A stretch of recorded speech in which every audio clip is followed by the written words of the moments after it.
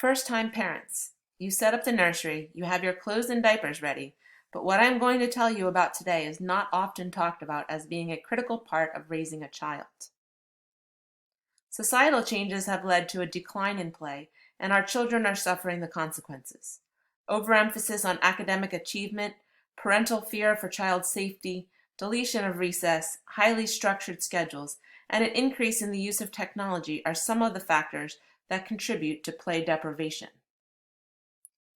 While research has shown the value of play in children's lives, the time children spend playing has decreased.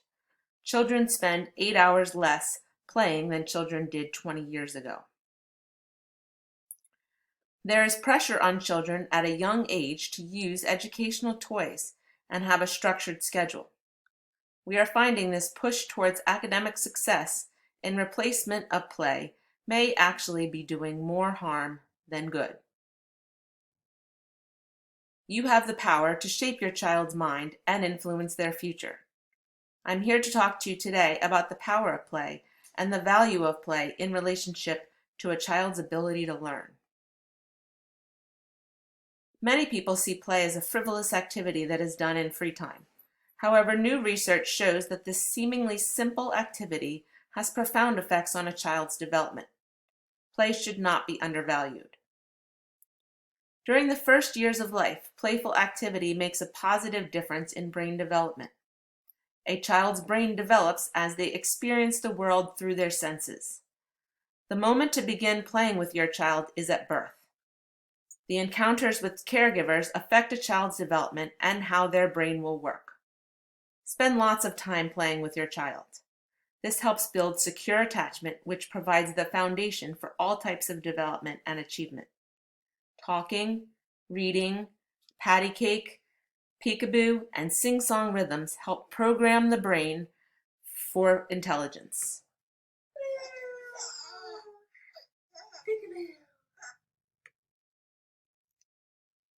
When we provide learning opportunities, we can facilitate brain development. For example, we know talking with babies is important for vocabulary development. Many naturally do this in a playful way. As stated in an article published in the New York Times, the number of words an infant hears each day is the single most important predictor of later intelligence, school success, and social competence. Play is so much more than just fun. As children play, they develop physical, emotional, social, and what I want to focus on today, cognitive skills. All the domains of children's development are intricately intertwined. Research offers compelling and revolutionary information about how the brain works in relation to play and how this will shape the future of education. In order to learn how play can influence development, we need to understand a little bit about how the brain works.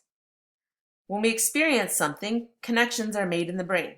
The more we experience something, the stronger the connections become. The connections that are repeated and used become stronger, and the ones that aren't become weak and are eventually eliminated. Since the biggest change with brain development occurs between conception and age 3, it is critical to provide rich experiences for growth in these years. The amount of play and the differences in opportunities for play has an effect on a child's ability to learn. The brain is shaped by experiences. A variety of activities will build new connections, and repeating activities will strengthen them, thus increasing the rate of intellectual development. By about age 8, the basis of the adult brain is formed. One of the reasons play is so beneficial is that it stimulates all the areas of development, engaging different parts of the brain. Through play, children learn cognitive skills such as language, problem solving, creativity, reasoning, memory, and self-regulation. Play has been shown to increase focus and improve academic performance.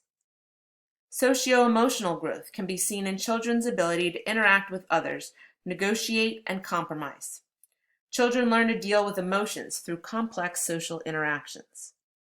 Physical development is seen through both fine and gross motor skills in activities such as drawing, painting, running, jumping, and building things. We know that the act of physical movement helps blood circulation and is linked to better brain function. We need to specifically increase the opportunity for unstructured free play and lessen the stress of academic demands. Free play, not organized sports, no rule books, no devices. The act must truly be playful and child-initiated. Aside from providing food, shelter, and a nurturing environment, one of the biggest things we can do for our kids is to let them play. We have the capacity to shape children's minds in a fun and educational way by providing more opportunities for play in their lives. I read an article recently called How to Give Your Child a 1980s Childhood, and it's backed by research. Perhaps we need to take a step back and believe in the science and research that unstructured play can be our child's enrichment. If we allow freedom and exploration to teach our children about friendships, interests, autonomy, and self-determination, perhaps they can be better learners, better future members of society, and can be just kids for now.